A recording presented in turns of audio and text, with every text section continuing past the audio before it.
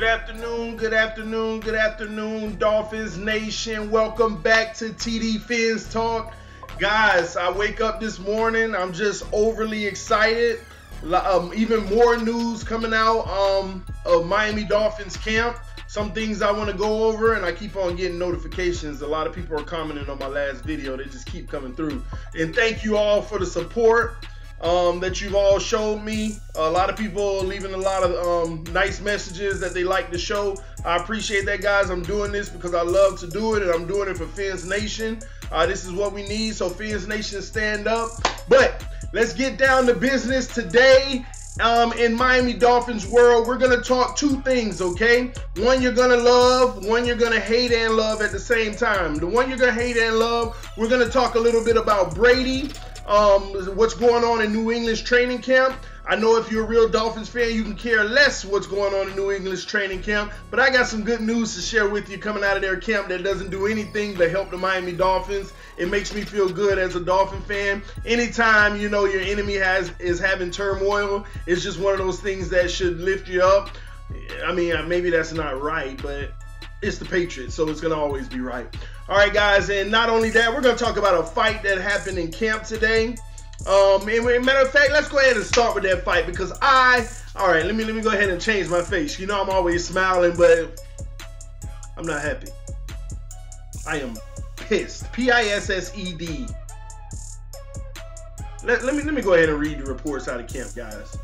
Dolphins cut defensive tackle Gabe Wright after he punched Drake in practice. Now, I know yesterday on my video I said I love the fights. I love, you know, that means people are fighting for their position. But Gabe Wright, what is wrong with you? All right, get it together. All right, listen. First off, listen, y'all. Forget the fact that they fought. That's not my issue. Fighting is fighting, okay? It's how they fought, what transpired, and no matter what happens, how can you sabotage your career the way that you did yesterday, Gabe? Let me go ahead and read what happened, guys, and I'm gonna point out the things that really pisses me off. All right, so the Miami Dolphins are set to release defensive tackle Gabe Wright after an altercation in practice on Monday. Now, I'm getting this report from the Bleachers Report. Rob Goldberg is the writer, I believe. The Miami Herald. Adam Beasley of the Miami Herald also reported that Wright had blindsided running back Drake. You blindsided the man? That's not even, that ain't even the way to man up. It's one thing when you fight, you say, okay, man out there competing, but you're blindsiding people? You're blindsiding people.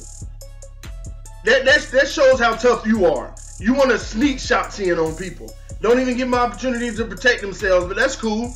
We know who's the man in this situation. The tackle also reportedly had a dust-up with running back Sonoris Perry, while Albert Breer of the MMQB added that Wright was taking aim at multiple running backs while throwing punches. Multiple running backs?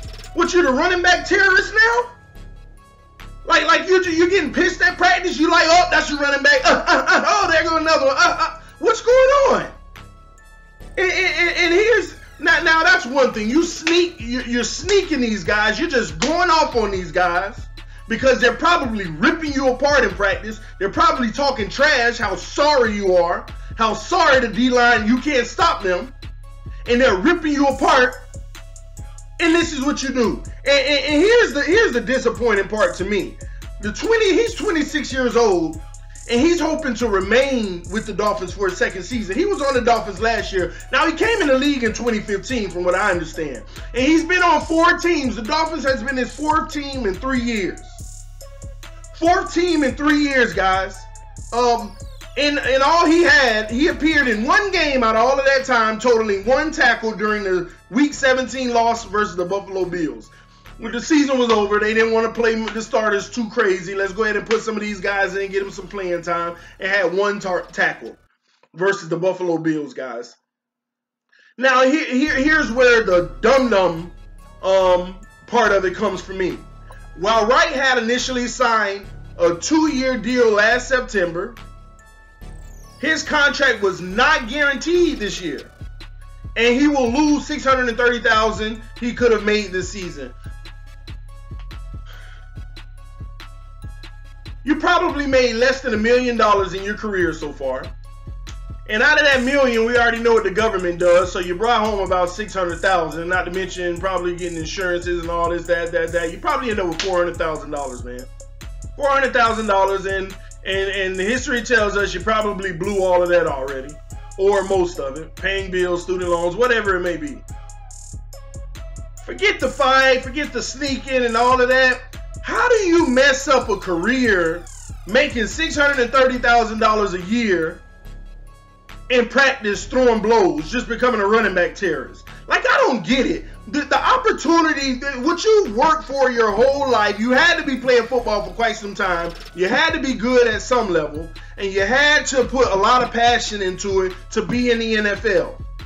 And you throw all that away, making a better life for yourself and your family over a hot day in practice throwing blows. Just going on a rampage. See, this is what a lot of people don't realize. And sometimes you don't know until you learn from experience. Sometimes, you know, you got to hit that fire in order to mature and learn.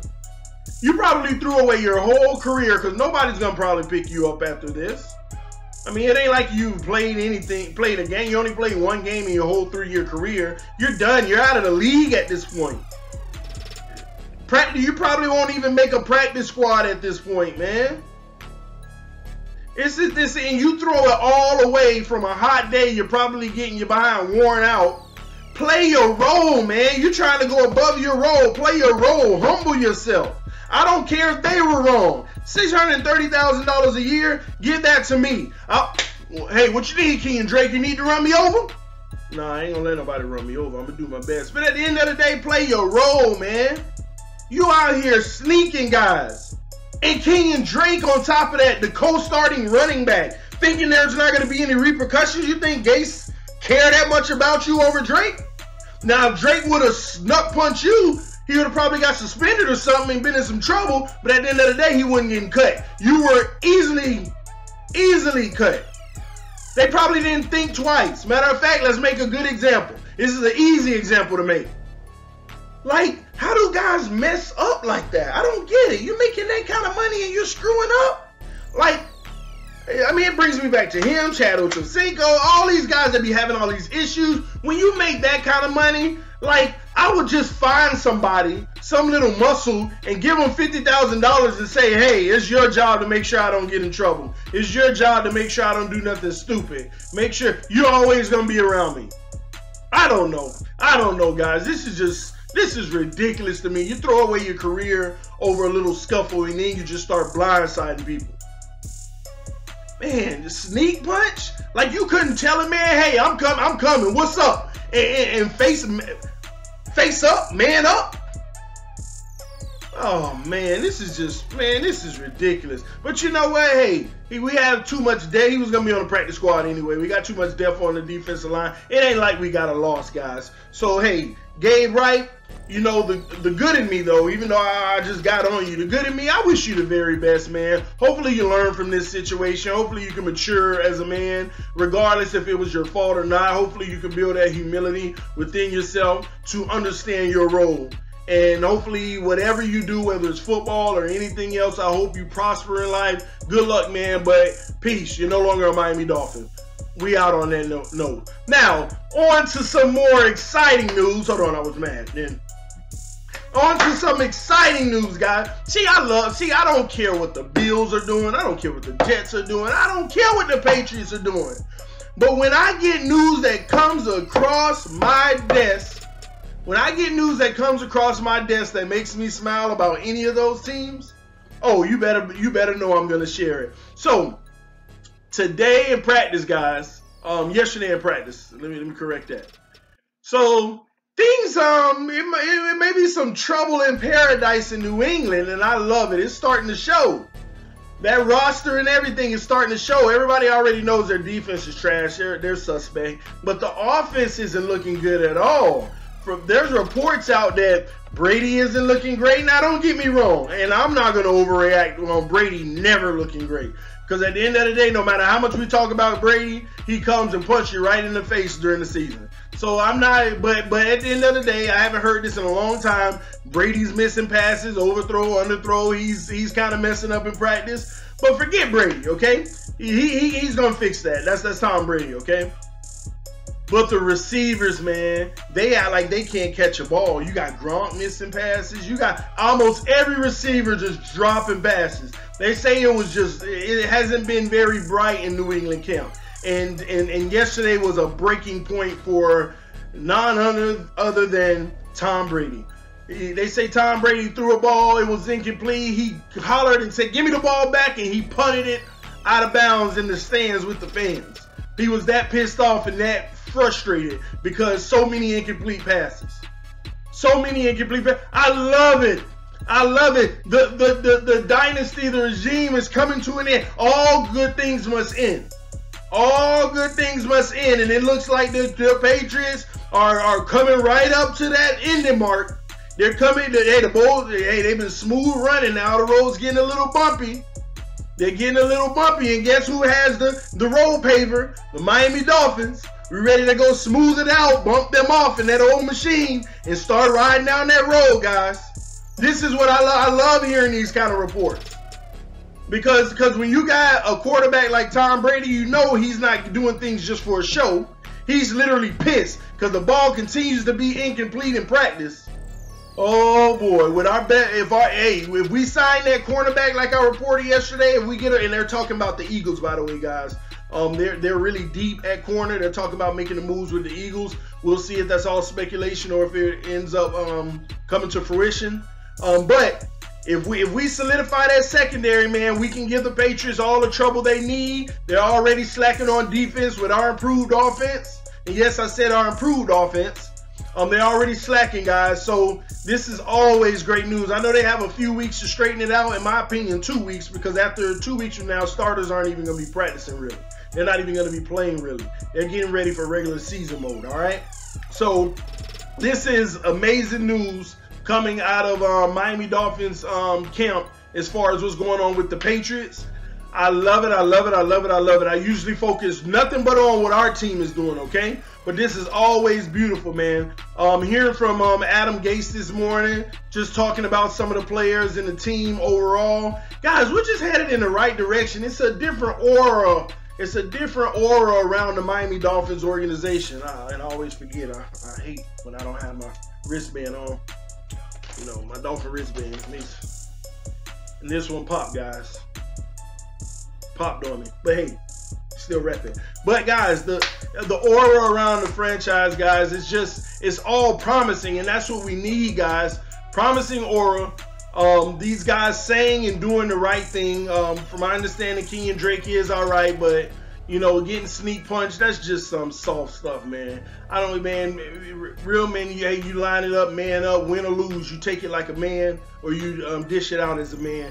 And this guy just went on a rampage. Gabe just started decking running backs. I don't know. And he's a defensive tackle, so you know he's the one who's going up against running backs. If he doesn't look good, it's because the running backs are eating him up. And that's why things are getting chippy in camp. Hey, you know what? Come to think of it, and I know I'm back on this subject. Listen, he was desperate. That had to be what it is. He got desperate, guys, because they're eating him up. Everybody's getting called out. 93-man roster now gets shrunk all the way down.